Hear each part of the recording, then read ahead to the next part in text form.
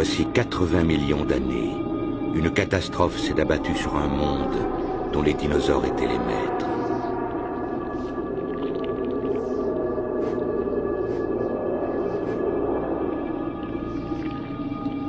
Elle a pris la forme de vagues de sable et de vent qui ont enseveli vivants tous les animaux.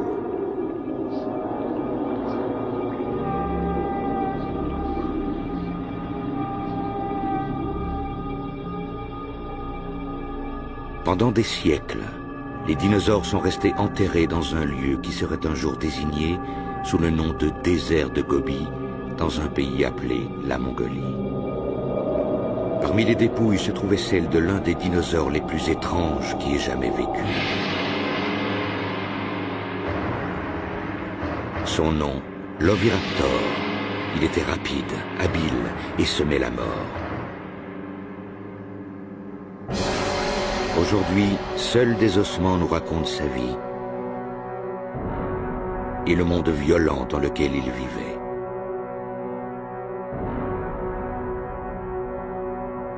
Ces ossements ont levé un coin du voile sur cette époque reculée.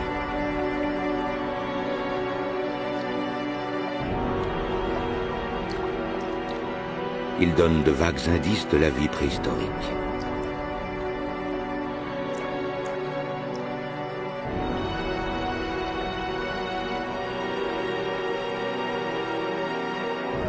Mais l'histoire ne s'arrête pas là. Les vastes étendues désertiques de Mongolie cachent d'autres secrets. Aujourd'hui, une ambitieuse expédition fait route vers ce désert lointain pour découvrir le monde mystérieux de l'Oviraptor.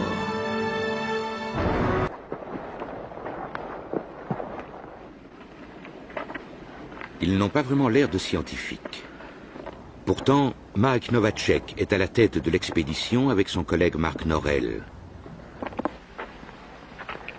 On pourrait les prendre pour des surfeurs, mais ils viennent du musée américain d'histoire naturelle et ce sont des savants qui reconstituent un puzzle vieux de plusieurs millions d'années, celui de l'évolution et de l'extinction. Pour moi, l'importance de tout ceci est évidente. Mon implication émotionnelle est grande. Je ne peux pas m'imaginer que la connaissance de notre histoire, de nos origines, est sans valeur pour l'expérience humaine. Pouvez-vous imaginer de vivre à la fin du XXe siècle et de ne pas savoir qu'il y a vraiment eu une extinction? Il y a aussi tout simplement cette sensation de découverte. Je veux dire que chaque ossement retrouvé nous révèle quelque chose sur le monde d'il y a 80 millions d'années, ce qui est assez fabuleux. Avoir une vague idée de l'histoire, savoir un peu à quoi le monde ressemblait et quelle transformation il a subi, je pense que cela donne d'autant plus de valeur à notre existence.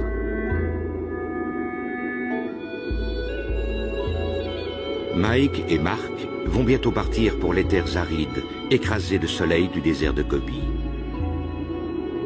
C'est un endroit isolé, 1 295 000 km² de poussière, de sable, de broussailles et de roches rouges. Mais pour les paléontologues, c'est le paradis. Car c'est ici que les oviraptors ont vécu, qu'ils sont morts et que la Terre les a gardés intacts pendant des millénaires.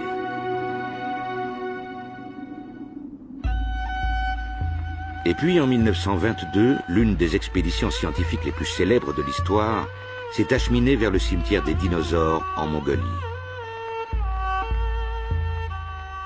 Elle était dirigée par un explorateur charismatique et controversé appelé Roy Chapman Andrews. Comme Mark et Mike, ils venaient du musée américain d'histoire naturelle. Mais Andrews était un incorrigible chasseur de publicité, un cow-boy de la science. Là où son paléontologue se servait d'une brosse en poil de chameau, Andrews y allait de sa pioche.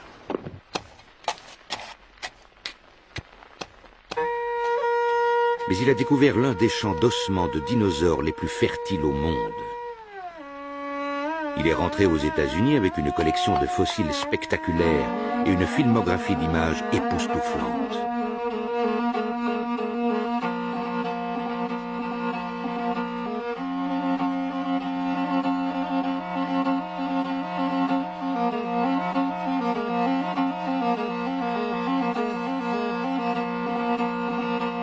Mais dans les années 20, les communistes prennent le pouvoir en Mongolie.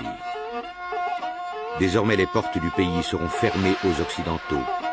Pendant 65 ans, les fabuleux champs de fossiles du désert de Gobi resteront zone interdite.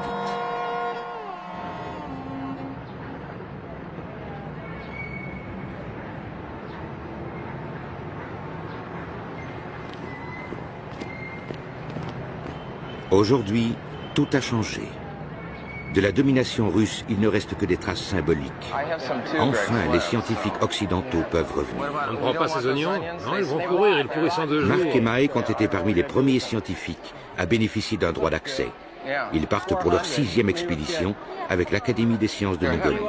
3 kilos? 3 kilos.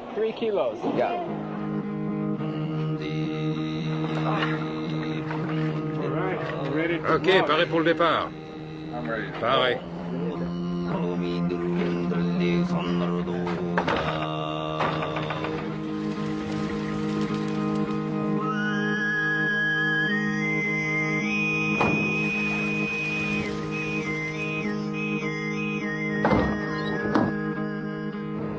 Ils ont juste assez de provisions pour un petit mois et un long chemin à faire sur les traces d'Andrews, en route vers l'une des plus grandes concentrations de fossiles au monde, dans un endroit appelé Ukha-Tolgod.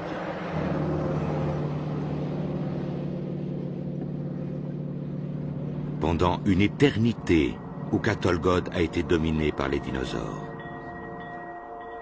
On peut s'imaginer l'histoire des dinosaures comme un grand empire qui s'est maintenu pendant quelques centaines de millions d'années. C'est une tranche importante de l'histoire de la vie. Imaginez que ce laps de temps, depuis le moment où les dinosaures sont apparus jusqu'à ce jour, représente une seule journée. À minuit, les dinosaures arrivent sur Terre.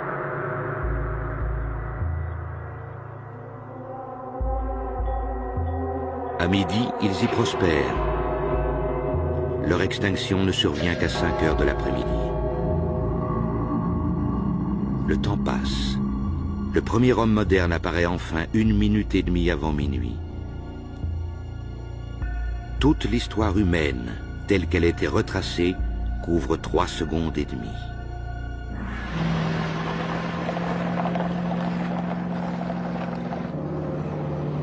Dans le désert de Gobi, le temps semble s'être arrêté. Le désert de Gobi est un territoire immense, pratiquement dépourvu de ressources vitales. Nous devons vraiment tout emporter avec nous.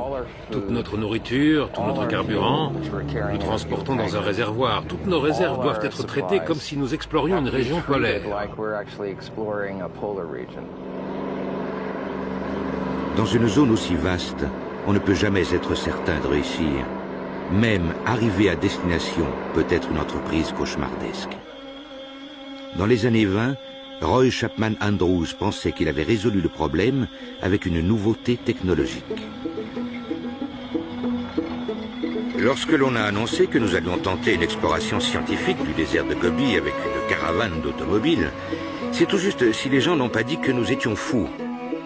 Dans ce pays, on n'avait utilisé que des chameaux. Nous avions 40 hommes, 8 voitures et 150 chameaux pour transporter les provisions. C'était la plus grande expédition scientifique terrestre qui ait jamais quitté les États-Unis. Roy Chapman Andrews. Depuis la Chine, Andrews s'est dirigé vers le nord-ouest. Après avoir quitté Pékin, il a traversé la frontière et a gagné en voiture le cœur desséché de la Mongolie extérieure. La Mongolie, un tableau désertique qui danse dans un mirage. La Mongolie, une terre de mystères, de paradoxes et de promesses. Un pays assoiffé, une terre de désolation. Des gazelles, des ânes sauvages et des loups parcouraient un paysage de sable aux contours changeants. Peu d'explorateurs avaient foulé ce sol et les récits qu'ils contaient à leur retour parlaient de soif, de froid et de faim. Mais Andrews a trouvé autre chose encore, de la boue. Notre vitesse moyenne n'était que de 6 km à l'heure. Les rochers, les ravins, les terres affaissées et les fossés se succédaient à un rythme rapide.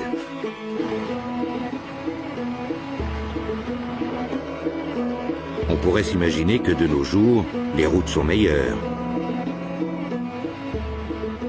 Ce n'est pas le cas. Et même les jeeps modernes ne sont pas faites pour un désert comme le Gobi. Nous avons un problème avec le système électrique et nous ne savons pas ce que c'est.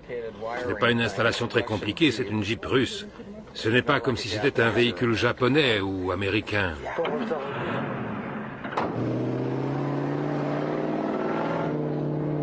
Ça y est, ils sont partis. Mais maintenant, c'est un camion qui fait les siennes. Un piston, hein? Nous pensons que c'est le 6e piston. Une grosse panne pourrait avoir des conséquences graves. La fin de l'expédition, si pas notre fin à nous. Peut-être bien qu'on va y arriver. Oh mon Dieu. Maintenant, il faut que tout se déroule sans accroc, car la station essence la plus proche est à quelques 800 km, et en plus, le temps presse déjà.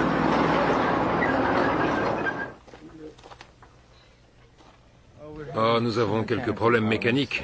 Nous pensons que ça vient d'une pompe à carburant, mais nous ne sommes pas sûrs. Ça pourrait faire mal. Je crois que j'ai rentré ce truc-là dedans sans le tourner convenablement. Peut-être que nous allons le remorquer ou l'abandonner. L'abandonner, il faut qu'on y aille. Nous ne pouvons pas rester ici plus d'un jour.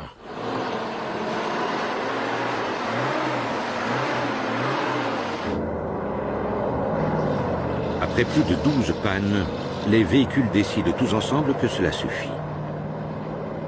En arrivant dans les champs à dinosaures poussiéreux du Gobi, ils pénètrent dans la machine à remonter le temps.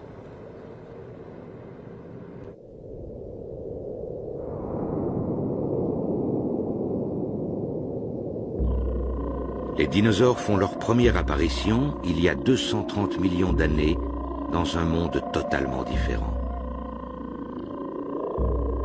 100 millions d'années plus tard, au moment de la séparation entre l'Amérique du Sud et l'Afrique, ces animaux croissent et se multiplient. Voici quelques 75 millions d'années. À la fin du Crétacé, les dinosaures commencent à disparaître, ne laissant que des os.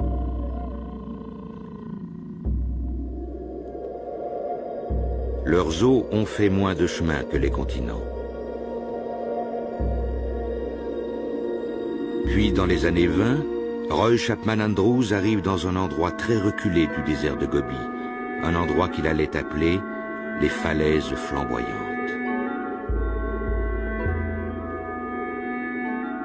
C'était un endroit plein de promesses.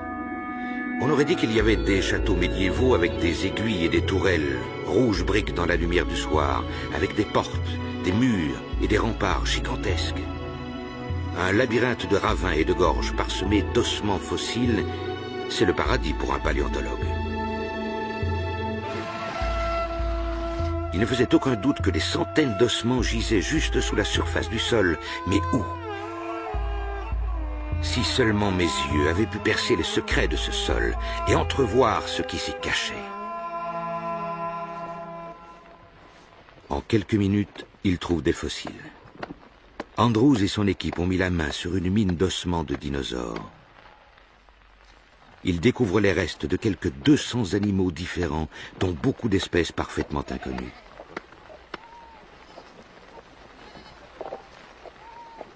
Les fossiles révèlent un monde étrange et terrifiant aux yeux d'Andrews. Les dinosaures étaient le genre de créatures que vous vous seriez attendu à trouver sur une autre planète, ou au détour d'un cauchemar.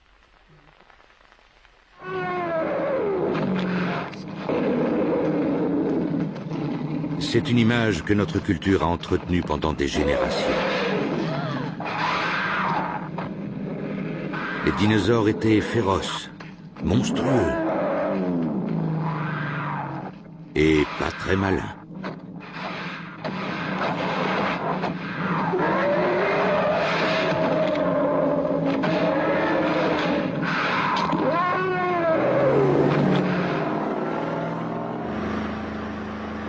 L'étonnant champ d'ossements du Katolgod a donné naissance à bien des idées nouvelles sur les dinosaures.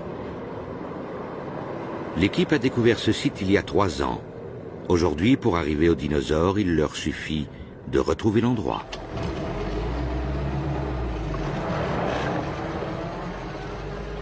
En général, les cartes du désert de Gobi ne valent rien. Souvent, les villes qui y figurent sont pure fantaisie. Nous ne nous préoccupons même pas des routes qu'elles indiquent. Elles sont tout à fait fausses. Même un système de repérage par satellite n'est pas toujours très utile.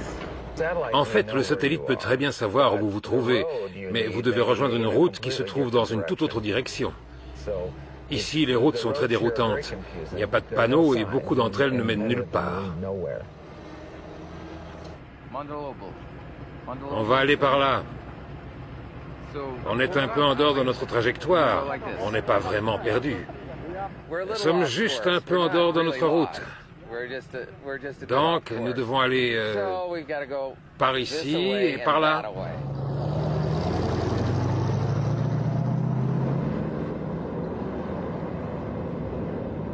Parfois, il faut faire demi-tour pour avancer. Roy Chapman Andrews, lui aussi, a passé bien des jours à errer dans le désert. Mais à la fin, il est tombé sur une découverte qui a stupéfait le monde entier.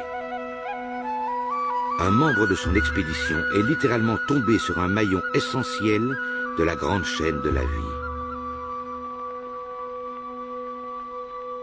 Le 13 juillet, George Olsen a fait savoir qu'il avait trouvé des œufs fossiles.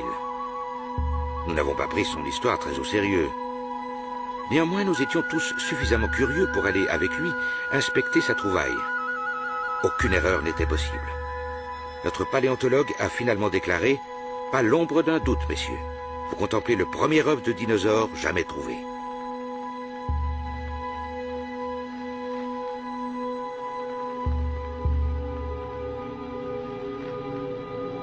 Cette découverte a fait de Roy Chapman Andrews un héros national. Mais les œufs n'étaient pas seuls.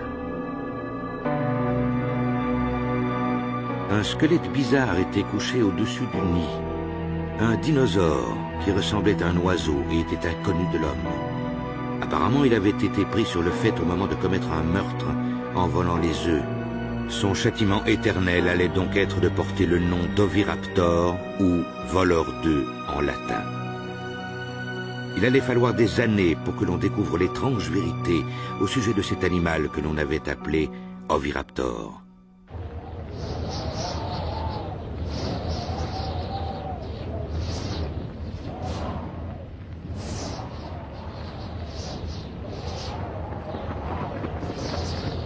À la fin des années 20, le vent du changement se met à souffler avec rage sur les grands champs de dinosaures de la Mongolie.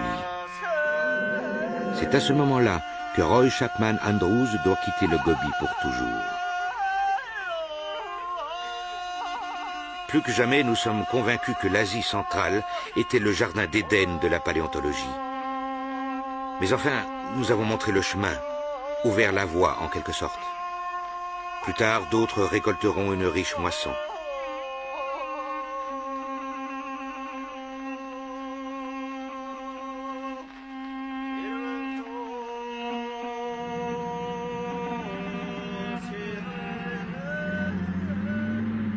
Des dizaines d'années plus tard, Mark et Mike espèrent trouver les trésors qu'Andrews a laissés intacts dans le sable.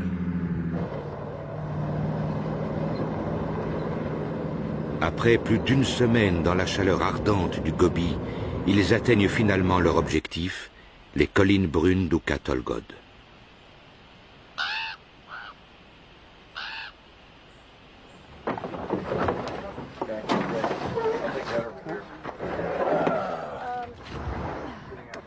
Avec tous les retards, ils n'ont plus que 2 semaines pour travailler. Voici l'endroit dans lequel ils ont mis tous leurs espoirs. Avec un peu de chance, les sables se sont déplacés et d'autres ossements ont été mis à jour. Mais même à ce niveau-là, rien n'est sûr. Dans le Gobi, l'échec est possible. C'est un territoire gigantesque, une immense étendue.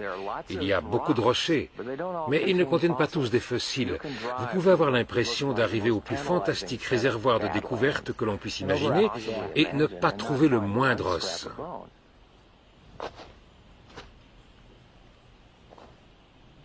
C'est un peu comme une chasse au trésor dans un sens, et c'est comme chercher une aiguille dans une botte de foin.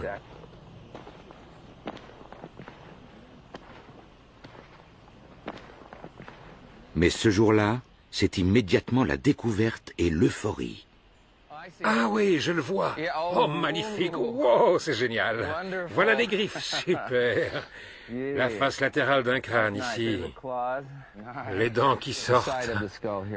Oui, on peut voir les dents. Il y a une dent dans chacune des cavités. Assez costaud. Voilà la griffe d'une patte. Est-ce que ce gros truc là-dessus, c'est la patte d'un oviraptor, de taille moyenne environ? Ils ont décroché le gros lot. Parmi leurs premières découvertes, il y a des oviraptors, les créatures qu'Andrews connaissait sous le nom de voleurs d'œufs. C'est bien un oviraptor. Si l'on tient compte du fait que l'oviraptor est un des dinosaures les plus rares au monde et qu'une poignée de spécimens seulement ont été trouvés avant que nous ne découvrions cet endroit, nous en avons trouvé 25. Imaginez, nous en avons trouvé au moins 5 rien que dans les 20 premières minutes aujourd'hui. La paléontologie, ça ne se passe vraiment pas comme ça généralement. On ne trouve pas 12 squelettes en une demi-heure. Il y en a encore un là. Ouais. Chacun de ces petits monticules de petites taches blanches qui ressortent, ce sont les restes érodés de morceaux de grands squelettes de dinosaures. 1, 2, 3, 4. 4 squelettes ici. Ça va être un bon spécimen. Voilà un morceau d'épaule là-bas. Fais voir. On dirait une queue. C'est la queue, et une partie de la ceinture pelvienne ici, et la queue qui sort toute droite. Ça, c'est super. En fait, ce que nous voyons ici est horrible. Imaginez, tous ces pauvres dinosaures et autres créatures, des mammifères et des vertébrés, ont peut-être été enterrés vivants et la surface est jonchée de squelettes, comme un champ de bataille. Mais c'est génial pour nous, parce que nous adorons les carnages. Nous n'avons pas assez d'adhésifs, il faut compter tout ça. Jadis, des dizaines de dinosaures ont foulé les sables d'Oukatolgod en marche vers un destin funeste. Je pense qu'il y a 80 millions d'années, ceci était une oasis.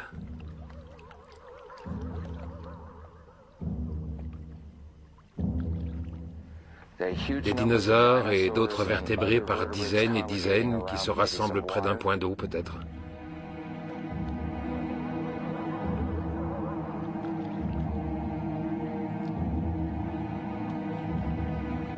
Et à certains moments, pas juste une seule fois, mais à plusieurs occasions, ces animaux ont été enterrés dans le sable. Pour imaginer une telle catastrophe, il faudrait se représenter une énorme tempête de sable, une énorme force qui se serait abattue sur ces créatures. Certains dinosaures donnent presque l'impression qu'ils essaient de remonter à la surface, un peu comme des skieurs pris dans une avalanche. Ils ont été pris au piège alors qu'ils tentaient de sortir de cette avalanche, ou de ce grand mur de sable qui les a engloutis. Peut-être qu'ils sont morts asphyxiés dans le sable. Hé, je viens juste de balayer là-bas. Tu es de nouveau tout sali. Je mets toute ma fierté dans mon travail. L'année prochaine, nous amènerons des mini-aspirateurs. Les tempêtes de sable de la préhistoire ont enterré des dinosaures à tous les stades de leur vie. Lors de leur première expédition, Mark et Mike ont fait une découverte sans précédent, un nid contenant des œufs. Et dans l'un des œufs, il y avait un embryon. L'embryon d'un oviraptor, un dinosaure sur une demi-coquille.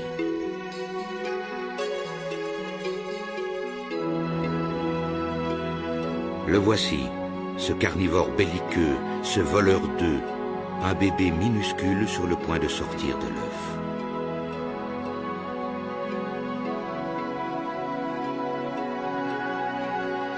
C'était une découverte importante, un moment secret du tout début de cette étrange vie de dinosaure. Cette année, ils espèrent découvrir d'autres indices sur cet oviraptor et sur son destin.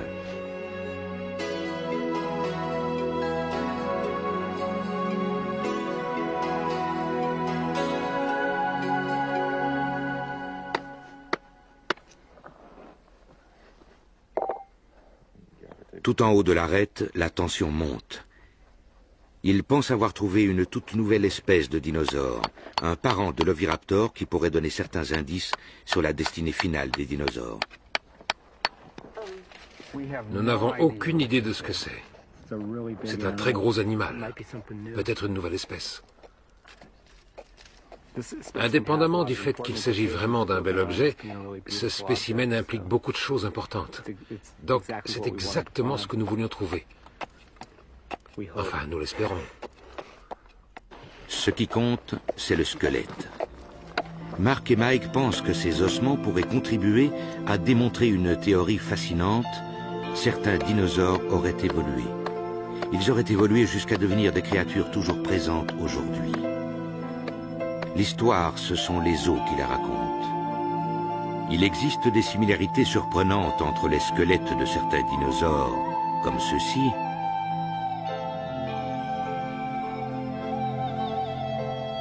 et ceux des oiseaux modernes. Il ne fait presque aucun doute qu'ils ont un ancêtre commun proche.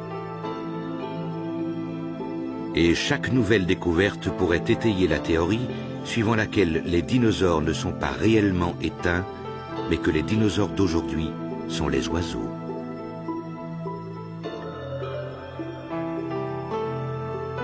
Il faut envisager les dinosaures comme des animaux qui ont incroyablement bien réussi et qui coexistent avec nous aujourd'hui.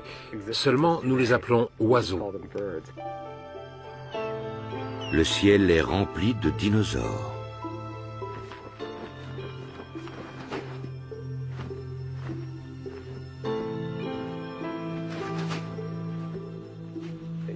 Vous savez, c'est une mauvaise métaphore que de qualifier quelque chose de dinosaure.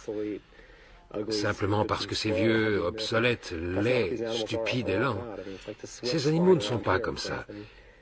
C'est comme les oiseaux qui tournent ici autour. En fait, il s'agit d'une espèce de dinosaure, et ils sont toujours avec nous aujourd'hui. Et les plus proches parents des oiseaux sont ces petits dinosaures carnivores que nous avons ramassés dans ces rochers rouges. À la fin de la journée, l'équipe nourrit l'espoir que cette nouvelle découverte contribuera à combler le fossé entre les dinosaures et les oiseaux. Le sentiment d'impatience est palpable, même si la désillusion les guette.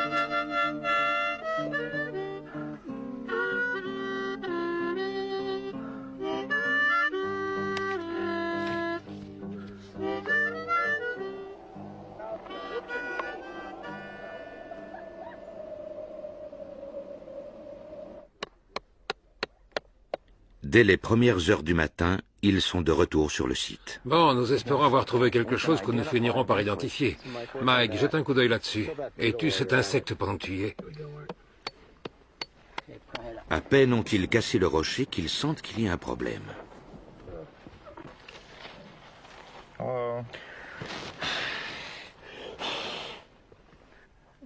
Regarde ça. Oui? Je ne sais pas ce que c'est. Un paquet de débris peut-être, j'en ai bien peur. Est-ce que ça pourrait être un théropode? Non. En fait, ça se pourrait, mais c'est un fait inconnu de la science. Je pense qu'il y a un théropode qui est mort là. Il est parti et nous sommes en train d'exhumer un ankylosaure. Les ankylosaures sont tout ce qu'il y a de plus banal chez les dinosaures. Il ne s'agit même pas d'une nouvelle espèce et elle est même sans aucun lien avec les oiseaux. Je suis sûr que c'est un ankylosaure. Veux-tu que nous parions?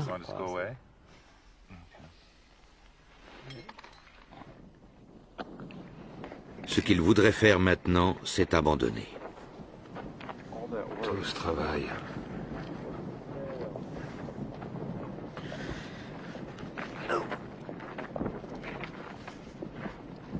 Aujourd'hui, le bilan des chasseurs de dinosaures se réduit à un zéro pointé.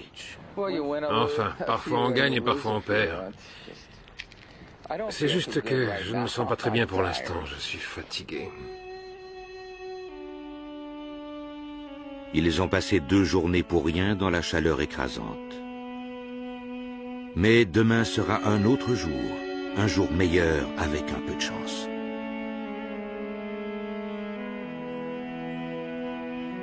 Au lieu de cela, la nature décide d'en rajouter.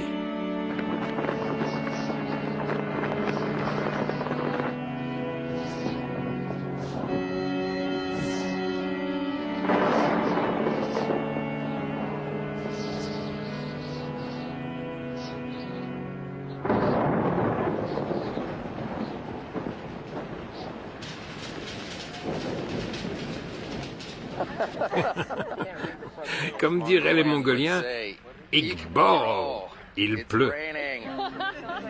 Je crois que je m'ennuie. Et moi donc.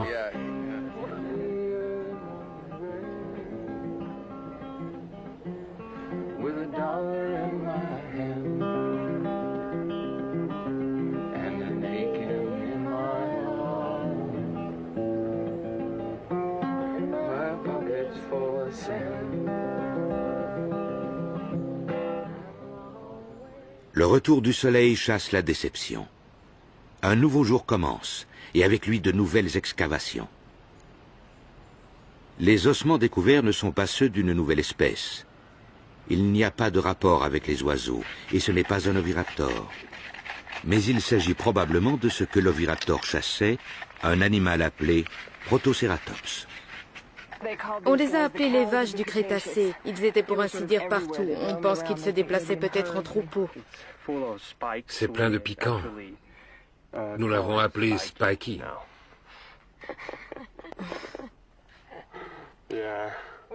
On s'est attaché à celui-ci. Voici les yeux et le museau. C'est donc le crâne vu du haut. Ceci, ce sont les pointes des joues et la collerette qui couvre la nuque ici.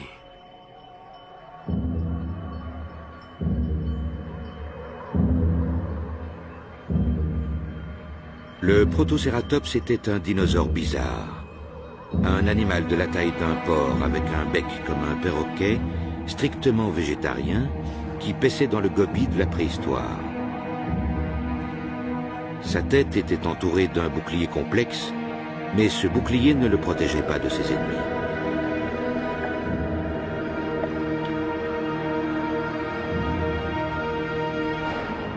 Des ennemis tels que l'oviraptor.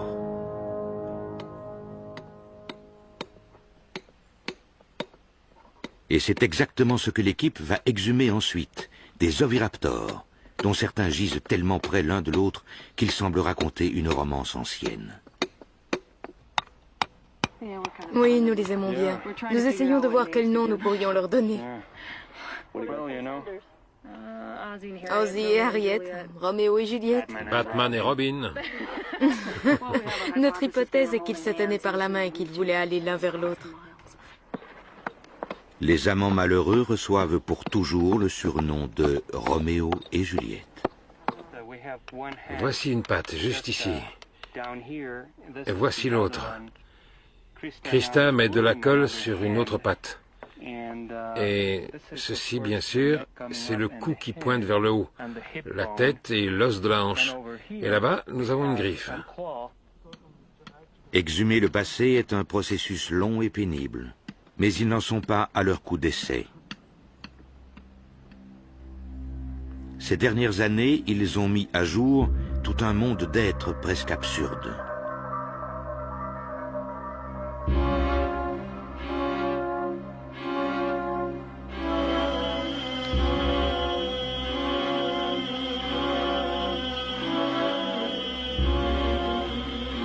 Certains sont parents avec les oiseaux. D'autres même avec nous.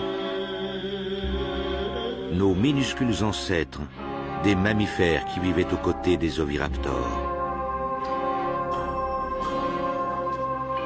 La plupart de ces mammifères étaient petits. Ils ressemblaient à des souris ou à des musaraignes préhistoriques. Mais ces créatures insignifiantes ont évolué petit à petit jusqu'à devenir les mammifères de notre monde, les chats, les tamanoirs, les baleines et même les êtres humains.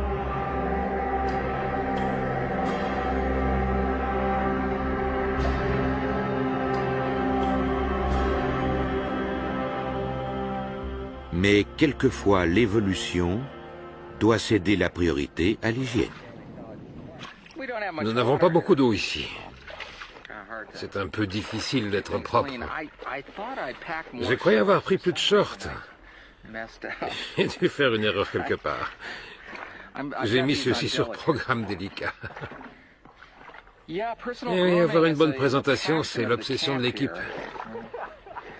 On passe beaucoup de temps à soigner notre look. On fait attention à toujours être sur notre 31, parce qu'on ne sait jamais. Il pourrait y avoir l'une ou l'autre cérémonie officielle à laquelle on voudra assister dans un village du coin.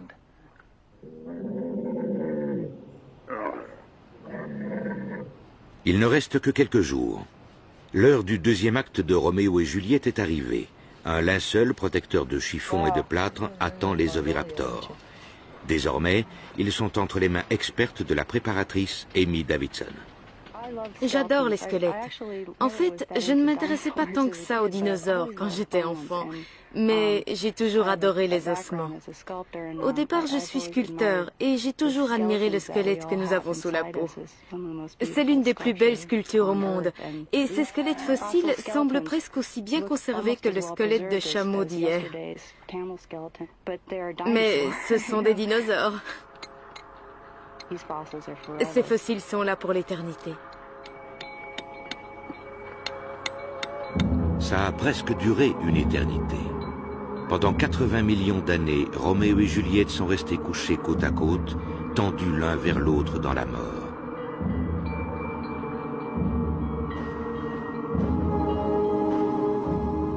Comment était-il de leur vivant? Chassaient-ils ensemble? Partageaient-ils leur nourriture? Se battaient-ils? Était-ce ainsi que l'on s'aimait chez les oviraptors?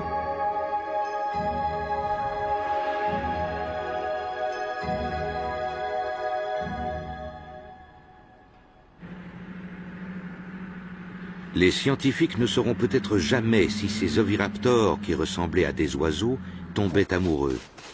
Mais voici une nouvelle découverte qui nous rapproche encore plus de la vie intime des dinosaures.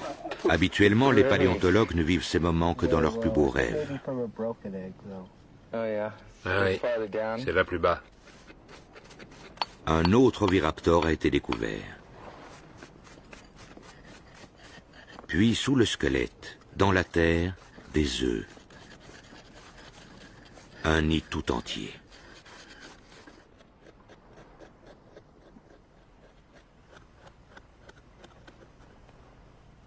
Combien d'œufs avons-nous exhumés 1, 2, 3, 4, 5, 6, 7, 8, 9.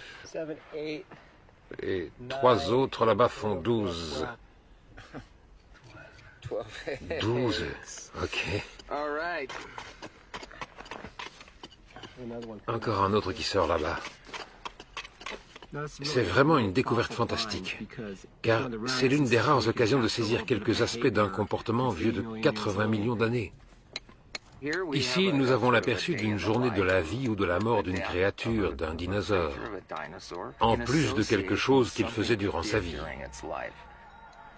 Celui-ci a été fossilisé là où il est tombé, et il se fait qu'il est tombé juste au-dessus de son propre nid.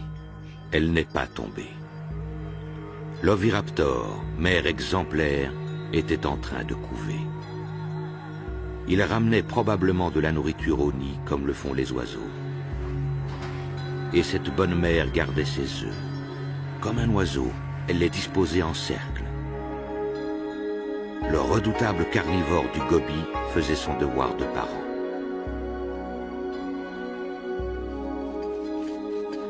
Ainsi, l'histoire du dinosaure appelé voleur d'œufs en revient à son point de départ.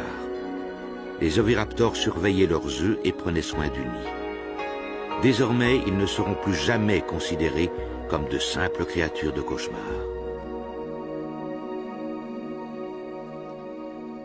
Les fouilles ont comblé les attentes de l'équipe. Mais avant que les chercheurs ne puissent vraiment voir ce qu'ils ont trouvé, ils doivent dégager tous les fossiles sans les endommager, puis leur faire parcourir exactement la moitié du monde. Vous savez, quand il est tard dans la nuit, je peux faire ce que je veux de ces fossiles. Enveloppés dans du plâtre, Roméo et Juliette sont lourds maintenant, mais aussi dangereusement délicats, comme des Rice Krispies entourés de béton. Non, par là. Ok. Désolé, je croyais que tu allais pousser vers l'arrière. Parfait. C'est magnifique, Amy. Encore. C'est ça, ok. Rien ne s'est perdu. Très bien, Amy. Jusqu'ici, tout va bien. Maintenant, ils doivent convaincre la maman oviraptor de descendre de son perchoir.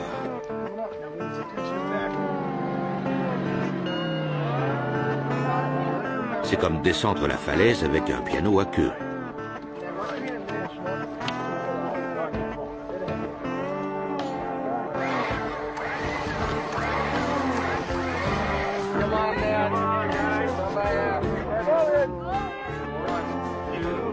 Roméo et Juliette se sont montrés tout aussi têtus.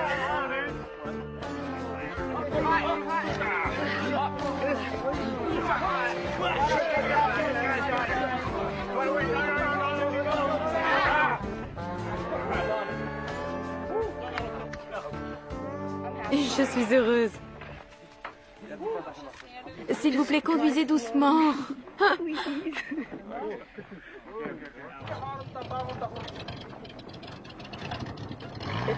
Ils ne sont pas encore arrivés à bon port. Peut-être qu'ils vont s'égarer dans le courrier.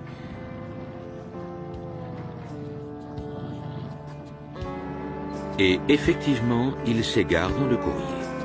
La maman oviraptor et Roméo et Juliette sont acheminés vers l'est. Puis ils disparaissent, perdus quelque part en Chine.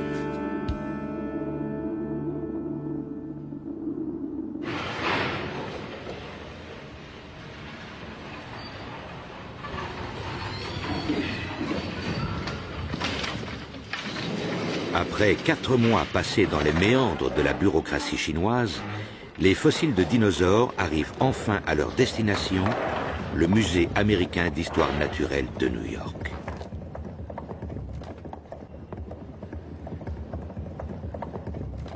Juliette est la première arrivée. Son point de chute est le labo d'Amy, où, si tout va bien, on découvrira les secrets préhistoriques qui se cachent sous la récente couche de plâtre. Je suis vraiment contente que le colis soit arrivé. Quel parcours extraordinaire. Depuis l'été du Gobi jusqu'au cœur de l'hiver new-yorkais. Désormais, Juliette est une globe-trotteuse aguerrie. Après 80 millions d'années de sommeil, c'est la nouvelle coqueluche du quartier.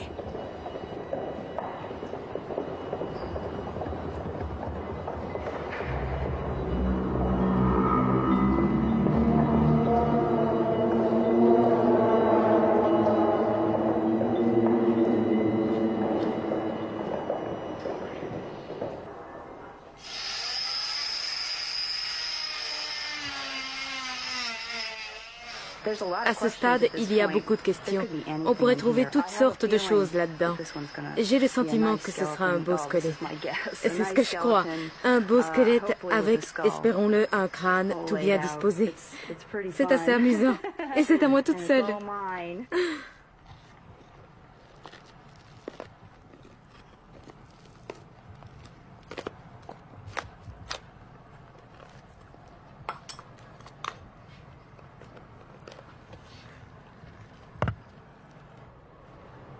C'est un travail délicat.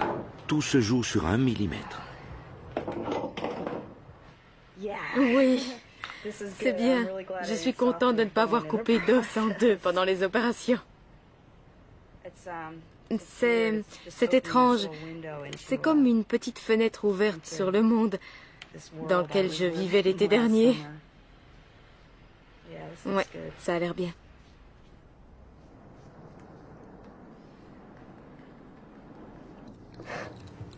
Après tout ce travail, ils ne savent pas encore si Juliette est un spécimen important, si son squelette est parfait ou si c'est une vraie ruine. C'est fantastique. Je suis vraiment toute excitée, car voici le crâne. Il y a un crâne. Nous sommes très, très heureux. Vous savez, j'aime bien travailler tard le soir. C'est vraiment difficile de rentrer chez soi parce que je regarde tout ça et je me dis, je ne peux pas y croire. Ça a voyagé 80 millions d'années et ça a fait un demi-tour du monde pour arriver ici. Et c'est un dinosaure. On travaille tard? Oui. Et c'est tellement beau. Plus j'y travaille, plus l'on voit ressortir cette sculpture naturelle. On pourrait dire que mon travail disparaît pour laisser place à cette belle chose qui sort de la roche.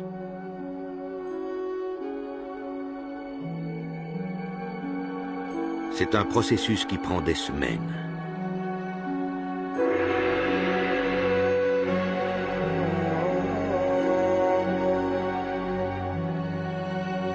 Enfin, Juliette apparaît dans toute sa splendeur. Elle est tout ce qu'ils espéraient. Peut-être le spécimen le plus parfait jamais retrouvé. Un dinosaure pour la postérité. C'est un beau fossile. En fait, je pense que c'est probablement l'oviraptor le mieux apprêté et le mieux préservé sur lequel on ait travaillé jusqu'ici dans le cadre de notre expédition, ou même ailleurs dans le monde.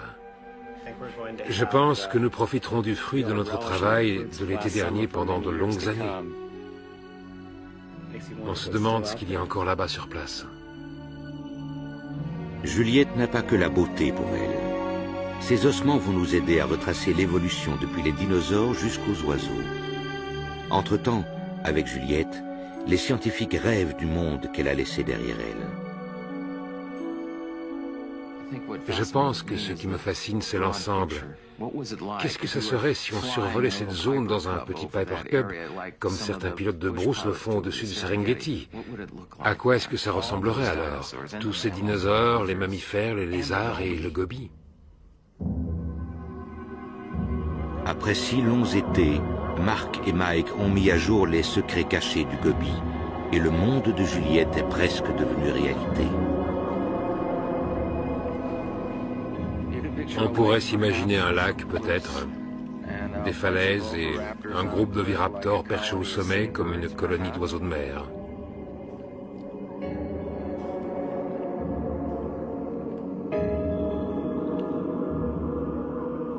Et un groupe de ces ankylosaures qui encombrent l'espace comme des tanks près des temps. Et peut-être un troupeau de protocératops qui se promènent dans tout ça. Et de temps en temps, un méchant vélociraptor surgit de derrière la colline pour venir chipper quelque chose.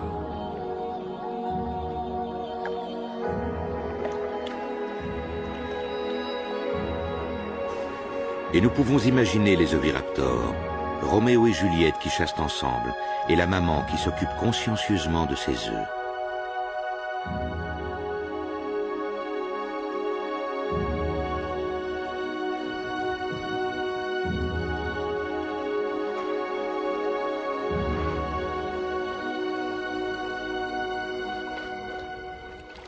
Parmi les puissantes créatures du gobi préhistorique, une minuscule créature anxieuse passe inaperçue tant sa condition est modeste, c'est notre ancêtre.